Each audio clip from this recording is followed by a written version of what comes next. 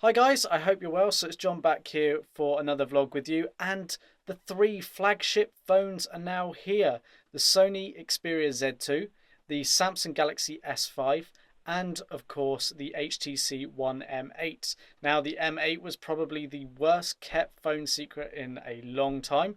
A lot of time we do see leaks, but the M8 was practically unveiled even before the announcement. Well, it was really with the videos, the hands-on that we saw. So it didn't really leave much to the imagination when it came to the press event, but it's official. We can talk about it now. It's going to be an interesting few weeks and months to really see which one comes out on top. None of these devices, in my opinion, are a massive leap forward over their previous devices. They're all sort of evolutionary.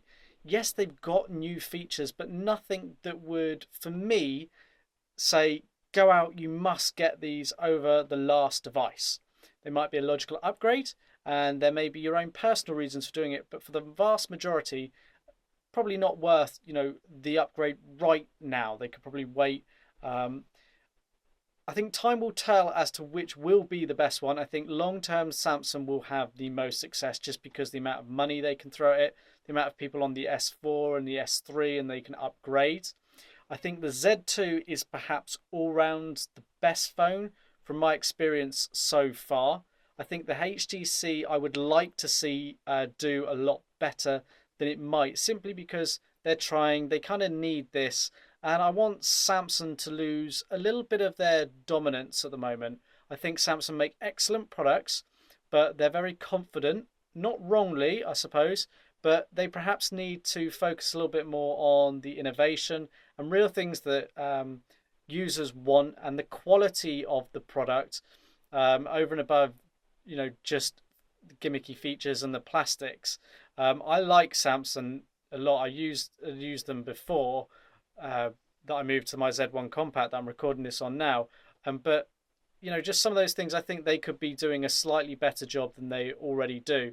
And HTC and Sony are starting to show them that. A bit disappointed with the M8 on the camera. I think they could have improved that a little bit more than they have. It doesn't take bad pictures, but we all know that ultimately megapixels end up selling the camera when it's on the high street and you're comparing it.